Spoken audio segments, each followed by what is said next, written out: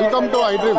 తెలంగాణ రాష్ట్రంలో అత్యంత ప్రతిష్టాత్మకంగా నిర్వహించేటువంటి మేడారం సమ్మక్క సారలమ్మకు సంబంధించినటువంటి ఏర్పాట్లు కూడా పూర్తి చేశారు. అయితే ప్రస్తుతం మనతో పాటు ఈ సమ్మక్క సారలమ్మకు సంబంధించినటువంటి ఆలయ పూజారి ఉన్నారు.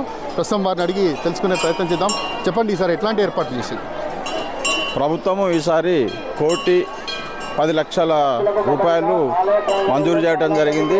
శ్రీ మేడారం సమ్మక్క సారలమ్మ వనదేవతలు సందర్భంగా ప్రభుత్వము 2024 పురస్కరించుకొని 1,10,00,000 ప్రభుత్వం దేవాదాయ శాఖకు మన ప్రభుత్వం విడుదల చేయడం జరిగింది. ఈ యొక్క పనులు పూర్తిస్థాయిలో నిమగ్నం అయిపోయినాయి. భక్తులు అధిక సంఖ్యలో రావటం జరుగుతుంది. 1,50,00,000 వరకు భక్తులు వస్తారని అంచనా వేశాం. అదేవిధంగా బస్ సౌకర్యాలు కానీ, నీటి సౌకర్యం కానీ, విద్యుత్ సౌకర్యం కానీ, లైటింగ్స్ కానీ, క్యూ లైన్స్ కానీ అన్నీ పాసిబుల్గా చేయటం జరిగింది. అమ్మవార్లు ఫిబ్రవరి 21, 22, 23, 24 తారీఖు వరకు జాతర మహావైభవంగా జరగబోతుంది. ఆసియా ఖండంలో అతిపెద్ద జాతర అయినటువంటి శ్రీ సమ్మక్క సారలమ్మ మహాజాతర కాబట్టి 4 మూలల నుంచి భక్తులు అధిక సంఖ్యలో రావటం జరుగుతుంది. ఎందుకంటే మగశుద్ధ పౌర్ణమి పురస్కరించుకొని అమ్మవార్లు పసుపు కుంకుమలు ఇప్పటికీ ప్రతి ఒక్క ఆడపడుచు ఇంటిలో చేరటం జరిగింది. ఆ ఆనవాయితీగా ఆ యొక్క సమ్మక్క పుణ్యాన్ని పురస్కరించుకొని భక్తులకు వాళ్ళకు విలవెలుపులు కలలో కానీ వాళ్ళకు చెప్పటం జరుగుతుంటుంది. ఆ విధంగా భక్తులు ఒకరి ఇంటి నుంచి మరొక ఇంటి వాళ్ళకు కూడా చెప్పుకుంటూ అదేవిధంగా భక్తులు అధిక సంఖ్యలో రావాలని చెప్పి పూజారులుగా మేము భావిస్తున్నాం. ముఖ్యంగా ప్రభుత్వం చేపట్టినటువంటి కార్యక్రమాలు మొత్తం అయిపోవటం జరిగింది. కాకపోతే కొంత అక్కడ ఇక్కడ ఉండవచ్చు, కానీ అది కూడా ఈ 2 రోజుల్లో పూర్తి అయిపోతుంది.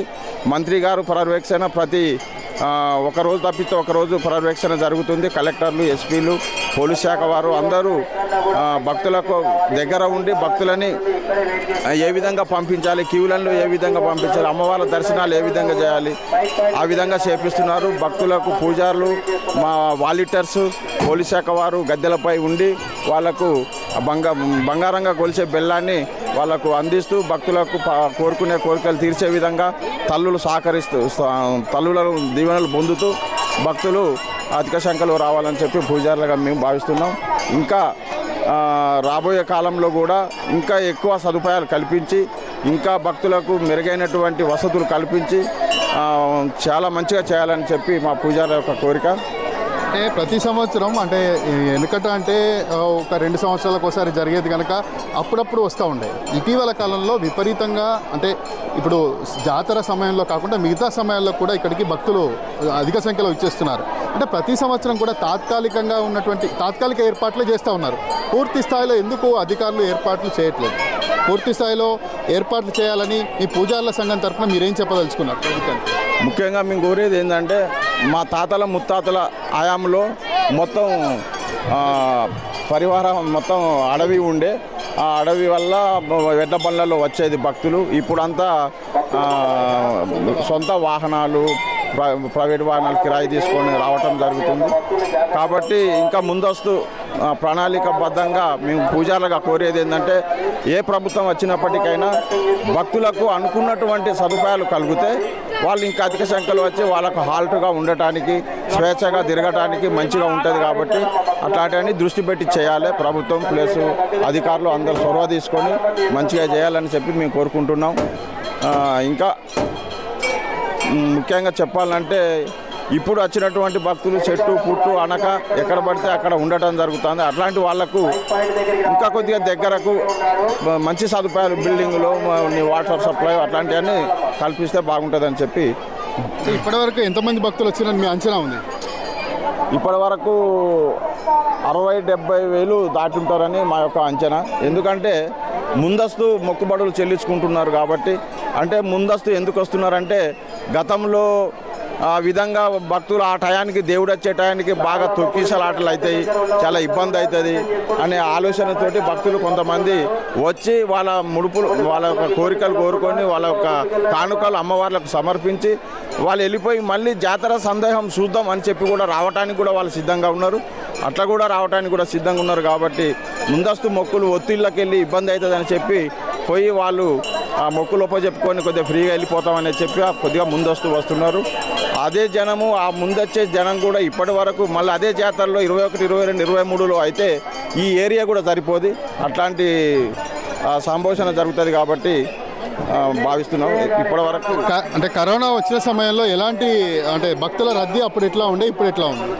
అప్పుడు కూడా ఇదే విధంగా ఉండే రద్దీ, కాకపోతే ఆ యొక్క కరోనాను కూడా లెక్క చేయకుండా అమ్మవార్ల దగ్గరికి దర్శనానికి రావడం జరిగింది. వేడి నీళ్ళల్లో పసుపు వేసుకొని కూడా ఆవిరి పట్టుకున్న ఘనత మన భక్తులకు కూడా ఉన్నది కాబట్టి ఆ కరోనాను కూడా లెక్క చేయలేదు. చాలామంది రావటం పోయింది. ఇక్కడ వచ్చిన వాళ్ళకు కూడా ఎవరికి కరోనా వచ్చిందని కూడా ఎఫెక్ట్ కూడా లేదు అని చెప్పి మేము పూజారులుగా ఈ సందర్భంగా తెలియజేస్తున్నాం. అంటే ఈసారి ఒక కొత్త సాంప్రదాయానికి తెరదీసిండ్రు. ఏంటంటే ఆన్లైన్లో మొక్కులు చెల్లించుకోవాలన్నటువంటి ఒక సాంప్రదాయం కూడా ఈసారి తీసుకొచ్చిండ్రు. అంటే గతంలో ఇక్కడికి వచ్చి మొక్కులు తీర్చుకోవాలన్నటువంటి ఒక అభిప్రాయం అయితే ప్రతి ఒక్క భక్తుల్లో విశ్వాసం ఉండేది. అంటే ఈ ఆన్లైన్ సిస్టమ్ అంటే ఈ నూతన పోకడలకు ఈ వనదేవతలకు ఈ మొక్కులు ఆన్లైన్లో చెల్లిస్తే సరైన విధంగా మొక్కులు చెల్లుతాయంటారా? ఇది కరెక్ట్ కాదు. భక్తులు అధిక సంఖ్యలో పాల్గొని ఏ విధంగానైతే మన క్యూ లైన్ ఉన్నాయో ఇక్కడ వాలంటీర్స్ ఉంటారు, ఎండోమెంట్ స్టాఫ్ ఉంటుంది, పోలీస్ శాఖ వారు ఉంటారు, మీడియా ఉంటుంది. వీళ్ళందరూ సహకారంతో గద్దెలకు వాళ్ళకు పసుపు కుంకుమలు చెల్లించి మన పసుపు బెల్లం కొబ్బరికాయలను తీసుకొని వాళ్ళ ఇంటికి చల్లగా వెళ్ళాలి తప్ప ఆన్లైన్ల ద్వారా ఇక్కడ కూడా కొబ్బరి బెల్లం చెప్పి మన ఎండోమెంట్ నుంచి ఒకటి ప్లాన్ చేసిండ్రు. అక్కడ నుంచి బెల్లం వచ్చేసి కొబ్బరికాయ వచ్చేసి గద్దెల మీద పడతాయంటే అది మా సాంప్రదాయం కాదు, ఆదివాసుల సాంప్రదాయం అది కానే కాదు. దాన్ని మేము తిరస్కరించడం పూజారులుగా. ఎందుకంటే ఇక్కడికి వాళ్ళు రావాలి, వాళ్ళ గద్దెలు టచ్ చేసుకోవాలి, ఆ యొక్క ప్రాంగణంలో భక్తులు తిరగాలి, వెళ్ళిపోవాలి. వాళ్ళ పీడలు కానీ పిశాసాలు కానీ ఏదైనా మంత్రం తంత్రం అలాంటివి ఏమైనా ఉన్నా కానీ తొలగిపోవాలనేదే వాళ్ళ ఆకాంక్ష. మళ్ళీ వాళ్ళ కోరికలు ఏమైనా ఉంటే జాబులే కానీ పిల్లలే కానీ అట్లాంటి కోరికలు తీర్చే తల్లులుగా ఈరోజు యావత్ భారతదేశం మొత్తానికి చూసుకుంటే ఆసియా ఖండంలో అతిపెద్ద జాతరగా ఆదివాసి జాతరగా ఉన్నటువంటి శ్రీ సమ్మక్క సారలమ్మలు వాళ్ళకి ఆ విధంగా ఉంటాయి కాబట్టి అలాంటివన్నీ ఉండొద్దని చెప్పి మేము తిరస్కరించడం, పూజారులకు కూడా ఖండిస్తున్నాం. ఇటీవల కాలంలో రాష్ట్ర ముఖ్యమంత్రి రేవంత్ రెడ్డి మనవడికి సంబంధించి ఆన్లైన్లో మొక్కు చెల్లించుకున్నారు, బెల్లం చెల్లించారు. దాంతోపాటు ఈ జిల్లాకు సంబంధించినటువంటి ఇన్ఛార్జ్ మంత్రి పొంగులేటి శ్రీనివాసరెడ్డి మనవడు వాళ్ళ కూతురికి పుట్టినటువంటి పాపకు కూడా ఆన్లైన్లో మొక్కులు చెల్లించారు. అంటే దీన్ని మీరు ఏ విధంగా చూస్తారు? దీన్ని మాత్రం మేము ఏమనుకుంటామంటే వాళ్ళు రాలేక ఏదో అక్కడ ఉండి ఆ నీడల్ని ఉండి మరి ఇప్పుడు అట్లా అనుకుంటే భక్తులు చాలామంది వస్తున్నారు. వాళ్ళు ఇప్పుడు వేరే రకంగా అనుకోవచ్చు. మరి అక్కడ కూడా సమ్మక్క సారక్క ఫోటో పెట్టి కూడా చేసుకోవచ్చు. మరి అట్లాంటి పరిస్థితి వాళ్ళకే తెలిసి ఉండాలి. మనం అక్కడికి పోతే విలువ ఉంటుంది, దేవుళ్ళను చూసినట్టు ఉంటుంది, భక్తజనాన్ని చూసినట్టు ఉంటుంది. అక్కడ మనం ఇంకేం అభివృద్ధి చేయాలనేది ఆలోచన కూడా వస్తుంది. కాబట్టి మేము దాన్ని సరే ఏం పెద్దగా అనలేము కానీ కాకపోతే ఏంటంటే వాళ్ళ ఆత్మధైర్యం వాళ్ళకే ఉండాలి. వాళ్ళే గొప్పగా వచ్చి చూసి ఇంకా ఏమేమి మౌలిక సదుపాయాలు చేస్తే బాగుంటుంది అనేది ఆలోచన చేయాలి అనేది మా కోరిక. మీ పూజారుల తరఫున ఇంకేమైనా మీ డిమాండ్లు ఏమైనా ఉన్నాయా? ఇంకేమన్నా మీరు ప్రభుత్వానికి ఏమైనా డిమాండ్లు పెట్టదలుచుకున్నారు? మా యొక్క డిమాండ్స్ అంటే మేము ఉన్నటువంటి 13 మంది పూజారులం ఉన్నాం. సమ్మక్కకు 5, సారలమ్మకు 6, పడిగిద్దరాజుకు 1, గోవిందరాజుకు 1, మొత్తం కలిపితే 13 మంది పూజారులం ఇక్కడ మెయిన్ హైకోర్టు ఆర్డర్ ప్రకారంగా ఉన్నాం. మాకు 33% మాత్రమే ఈ ఉండి ఆదాయాన్ని ఇవ్వటం జరుగుతుంది. కాబట్టి మాకు ఇంకా 43 ఆదాయం కావాలని చెప్పి మేము డిమాండ్ చేస్తున్నాం. అంతేకాకుండా గతా నుంచి మా తాతలు మా తండ్రుల కాడికి వెళ్ళి ఆనవాయితీగా వస్తున్నటువంటి జాతరలో మన బంగారము వెండి కానుకలు కూడా ట్రెజర్లా వాళ్ళు వేయటం జరిగింది ఎండోమెంట్ డిపార్ట్మెంట్స్. దాని ద్వారా కూడా మాకు ఆదాయం రావాలి కదా. ఆ ఆదాయాన్ని కూడా ఆ బంగారాన్ని వాటిని కరగదీసి డబ్బు రూపంగా మా పూజారులకు అందేయాలని చెప్పి మేము ఈ డిమాండ్ కూడా చేస్తున్నాం.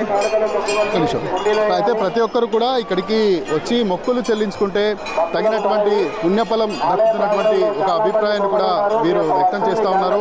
అయితే ఆన్లైన్లో మొక్కులు చెల్లించుకోవడం అనేది ఎక్కడైతే ఈ కోయలకు సంబంధించినటువంటి ఆచారం కాదు కనుక ప్రతి ఒక్కరు వచ్చి ఇక్కడికి వచ్చి మొక్కులు చెల్లించుకుంటేనే తగిన ప్రతిఫలం దక్కుతున్నటువంటి ఒక అభిప్రాయాన్ని కూడా వ్యక్తం చేస్తూ ఉన్నారు. ఎందుకంటే వనదేవతలకు వచ్చే క్రమంలో చెట్టు పుట్ట దీనికి సంబంధించినటువంటి ఏవైనా గాలి లాంటి ఏమైనా ఉన్నా కానీ ఇక్కడ తొలగిపోతాయన్నటువంటి ఒక అభిప్రాయాన్ని కూడా ఇక్కడ సమ్మక్క సారలమ్మకు సంబంధించినటువంటి పూజారి వ్యక్తం చేస్తూ ఉన్నారు.